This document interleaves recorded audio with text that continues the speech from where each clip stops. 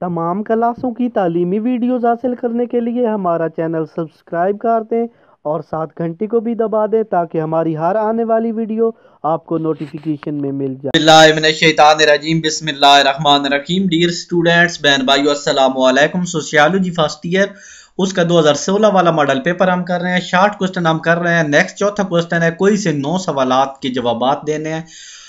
पहले 12 में से 8 करने होते थे, लेकिन अब चौथा क्वेश्चन जो है 9 करने हैं 13 में से। सकाफत किसे कहते हैं? पहला सवाल है, सकाफत वो पेचीदा सालमिया है, वो पेचीदा अमल है जिसमें इल्म, अकीदा, आर्ट, अखलाक, कानून, रस्म और दूसरी वो तमाम सलाहियतें और अदात शामिल हैं जिनका इक्तिसाब इंसान मुआशरे के रुकन की हैसियत से करता है।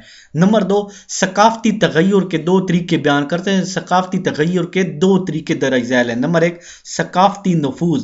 अगर किसी सकाफत के कुछ खास खूबियां और खामियां दूसरे गिरोहों या सकाफती इलाकों तक फैल जाए। नफूज होती है एक जगह से दूसरी जगह जाना, और इन इलाकों में रवाज पा जाए तो इसे सकाफती नफूज कहते हैं, जो सकाफती तगय्युर का एक अहम तरीका है।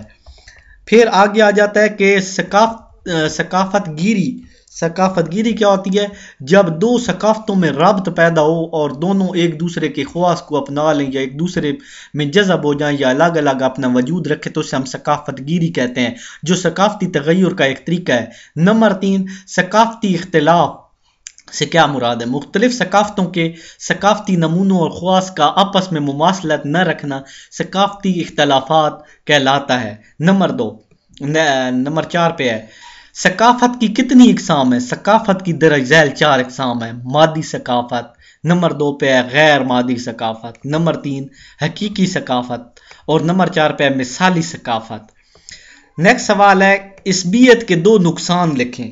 इसबियत के 2 नुकसान। इसबियत के मंदरजा झैल 2 नुकसान है। बिल्कुल इस तरह जवाब लिखना है। खारजी लोगों के लिए नफरत के जज्बात पैदा होते हैं, यानी उस कौम से जो बाहर का लोग होता है उससे के लिए लोग नफरत पैदा कर लेते हैं कि हम आला कौम से हैं, वो हमसे घटिया कौम से हैं। मुख्तलिफ सकाफतों के दरमियान सकाफती मिलाप ख़त्म होकर रह जाता है, यानी अलग अलग अपनी सकाफतें बना लेते हैं और लोगों के दिलों में मोहब्बत पैदा नहीं होती।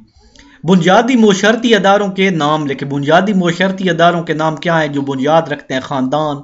फिर मजहबी अदारे भी बुनियाद बनते हैं, सियासी अदारे होते हैं, तालीमी अदारे होते हैं, उसके बाद मुआशी अदारे। नेक्स्ट है, ख़ानदान की इकसाम लिखें। ख़ानदान की दरज झैल इकसाम है। ख़ानदान की दरज झैल इकसाम है। नंबर 1, सादा ख़ानदान।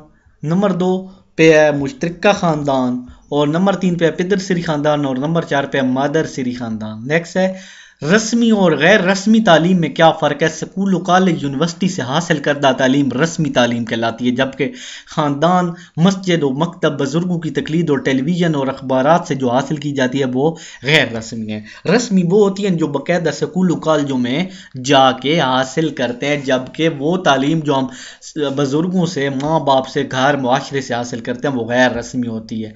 नेक्स्ट सवाल है, मजहबी अदारे के 2 वज़ाइफ लिखिए। मजहबी अदारे के 2 वज़ाइफ दर्ज झैल हैं। रूहानी इत्मीनान, यानी दिल का सुकून। इंसान हमेशा से ही माफूकुल फितरत अनासर से मरूब रहा है, यानी अजीब अजीब चीज़ों से हैरान होता है और इन अनदेखी चीज़ों के मनफी असरात से भी खौफजदा रहा है।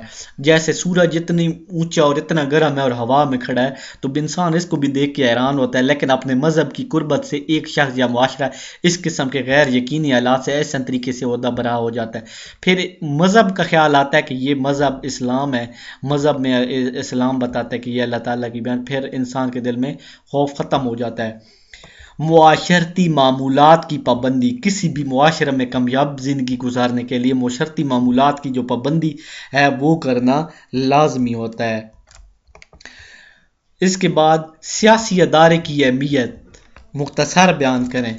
मुआशरा के बुनियादी अदारों की अहमियत अपनी जगह मुसलमान है, ताम इस ज़मन में सियासी अदारा कोई एक मुनफरिद मकाम हासिल है। सियासी अदारा को मुनफरिद मकाम हासिल है।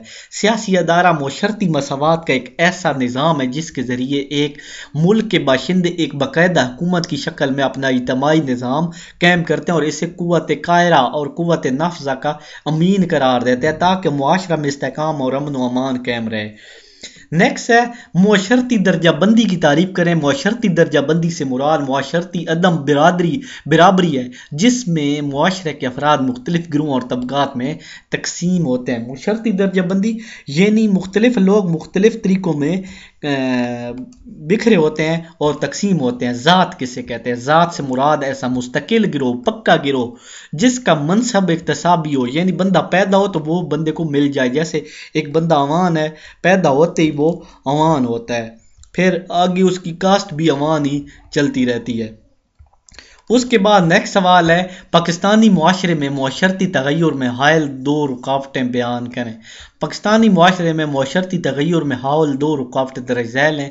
تعلیم کی کمی اور جہالت. سکولوں اور کالجوں کی کمی معاشرتی تبدیلی کی راہ میں رکاوٹ ہے، اور اس جہالت کی وجہ سے دیکھنے میں آیا کہ لوگ جذباتی انداز میں فیصلے شروع کر دیتے ہیں. لہذا تعلیم کی کمی اور جہالت دونوں ہی معاشرتی زندگی کی یا معاشرتی تبدیلی کی راہ میں رکاوٹ ہیں.